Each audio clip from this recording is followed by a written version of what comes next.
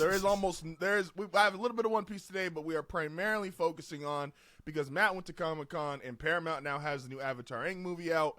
There's going to be a lot of Avatar conversation today on the pod. I do want to ask just generically before we get into the Avatar conversation, how was Comic-Con? Dude, I love Comic-Con. I've been doing it. I had a realization that I've been doing it for over... I think I've gone to Comic-Con... I've been going to Comic-Con for like 15 years. Yeah, Man. You know, well, I guess minus the COVID year, and then the year I went to the Women's World Cup. Yeah. Anyway, but yeah, I think been to like 15 of these things. Dude, it was pretty.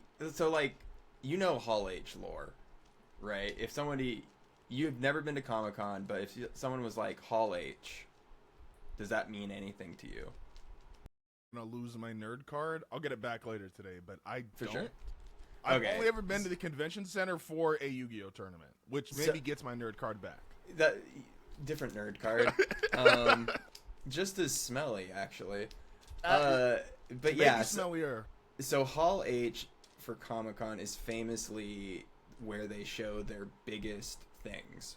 So that's where Marvel announces everything. That's where DC would announce everything. That's where Walking Dead in its peak would go. Actually, Walking Dead still goes there. Anything AMC was showing would show up there. Amazon Prime Video shows up there. Apple TV shows up there. It's basically like... I'll be back in 30 seconds. Yeah. IP that's like very, very big ends up in that hall. And famously, the line for Hall H, it's impossible to get into. So, I was really surprised this year I was able to get in because they didn't have anything going on. Like, the biggest thing happening in Hall H this year was Avatar. And for context on how many people can sit in there, 6,000 people can get housed in that room. It's kind of insane. I can't tell if Justin can hear me or if he's just wandered off to take a shit. But yeah, so Avatar's movie announcement. Can I be real with something? Go for it. Paramount really needs to work on their marketing, man. Paramount, you absolutely suck at marketing.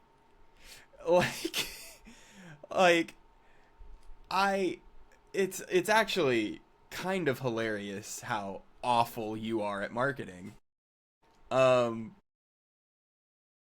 If I didn't sit in on this Avatar panel, I would think the only thing on Paramount Plus is Star Trek still. Because they released the Avatar movie trailer, like 2 weeks ago? And I get it. They also leaked, like the movie leaked early. Did you hear about this? I think I ranted about this on the podcast also, because I totally watched the leak. I did not watch the leak, but I'm aware that yes, it leaked because it showed up on Twitter randomly one day, and it went from like, oh, Avatar preview to no, it's just the whole. It's the whole fucking movie, dude. Which they did it. There was a very coy. I guess you can watch the whole Hall H panel on again. Paramount sucks at fucking marketing, bro.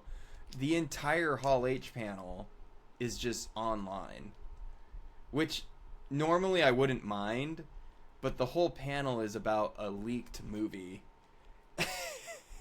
I mean, and there's definitely a throwaway line from the creator, because they're talking about something leaking. Oh, we don't want to like spoil this. It might leak. We don't want to leak this yet. And he goes, we wouldn't want to leak anything. straight up just in the panel, and I was like, based. At least they're self-aware. Yeah. And yeah, very very weird vibe in that panel.